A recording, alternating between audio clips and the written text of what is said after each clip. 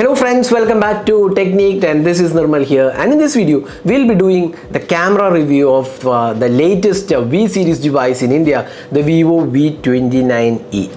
Now Vivo V29e has been launched in India, and this device comes with a dual camera setup and one of the really good selfie cameras in the form of a 50 megapixel eye autofocus camera. So let's see how good the camera experience is on the Vivo V29e, and let's see this camera samples, the video recording and also the selfie portrait and selfie camera. So let's see how it performs. So before getting into the video, if this is your first time on this channel, do hit that red subscribe button and also hit the bell icon to get notified of all the videos we publish. So let's begin.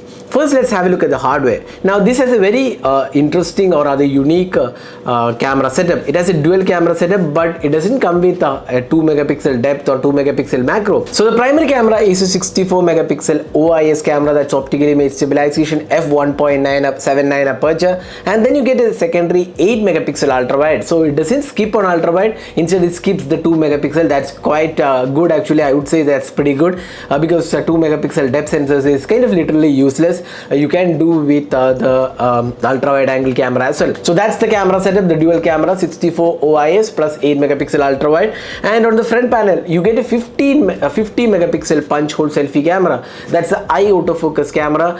Vivo's eye autofocus 50 megapixel we have seen on previous devices as well. So again, V series is something which has been known for great camera experience. Vivo's V series has always been camera centric devices, not a processor spec. So it's again the similar experience here, f2.45 aperture, 50 megapixel eye autofocus camera. But one of the downsides of this device is that it runs only Snapdragon 695, not because it's a bad processor, but the problem is being a camera device and with Snapdragon 695 you don't get 4K recording, even both the rear and the front camera. That's definitely disappointing for a V series. So let's see how good the camera samples are. So let's start with the daylight captures. So let's first have a look at the daylight capture. So here you can see here the Vivo V29e offers good details, good sharpness levels as well. Colors are more or less balanced, I would say, not a major issue here. But again, white balance seems to be slightly off at times, but overall we would say the camera performs pretty good. You can see that the colors, the shadows are resolved pretty well. The dynamic range is also quite good. But again, as I said before, some areas the colors are not so accurate, especially the sky color seems slightly boosted. But again, I would say for a V series device, this is definitely good camera performance and the sharpness and details are quite good. So overall the primary 64 megapixel camera does a quite good job. Now moving on to the ultra wide angle camera, the 8 megapixel ultra wide angle camera also produces good results, good details, but again colors are again saturated. Here you can see the sky colors are way too saturated compared to the primary camera, but again it is usable 8 megapixel shooter. Now moving on to the close-up shots, once again you can see here good amount of details, good sharpness levels offered, and also the images has really punchy and vivid colors, slightly saturated, but again not a major concern.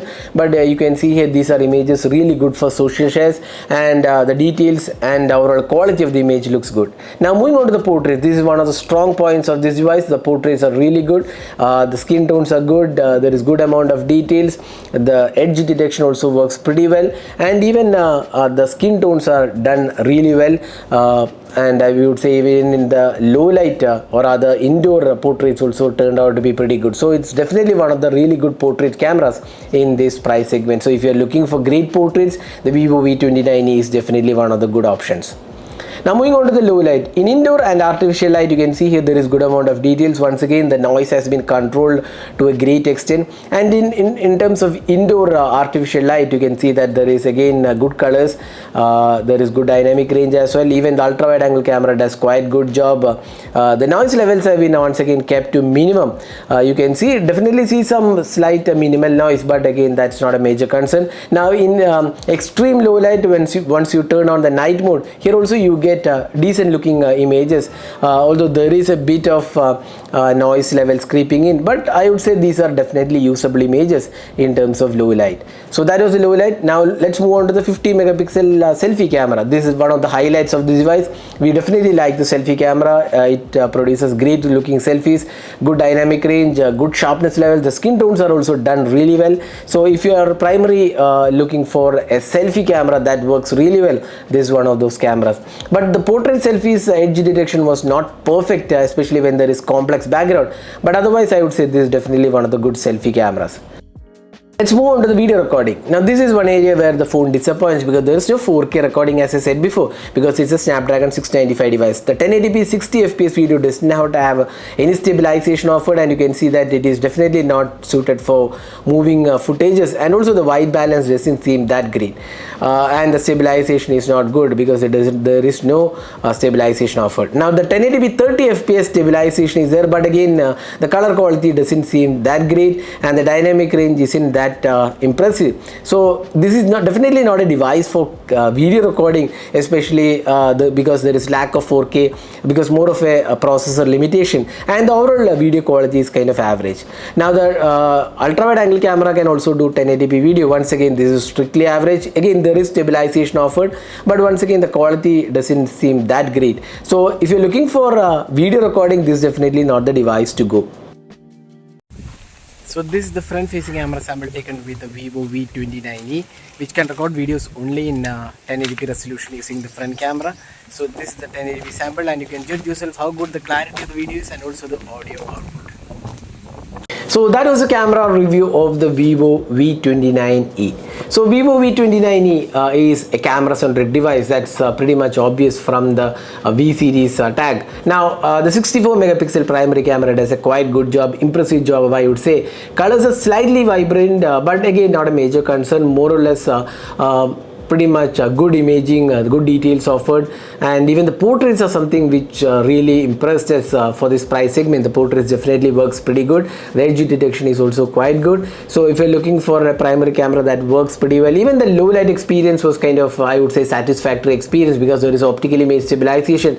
The shake in the low light experience has been avoided. So I would say the primary camera is quite satisfactory in terms of performance. It won't disappoint you. Now the ultra wide angle camera is also quite good, but colors are not very accurate, but again I would say it's a very usable camera, the 8 megapixel ultra wide. Now the selfie camera, that's the highlight of this device. Again I would say this definitely impressed us in terms of selfie experience. The skin tones are good, the dynamic range and the details looks very good in the selfies, but edge detection portrait selfies was not very accurate. That's quite obvious. A lot of devices do suffer when there is a complex background for selfies, but otherwise I would say the primary and the selfie camera did a quite good job in terms of photography. Now when it comes to videography, that's where the phone disappoints a bit, because there is no 4K recording, and secondly the video quality is not very good. So it's definitely, I wouldn't suggest this device for a video recording purpose, but for photography definitely one of the good devices out there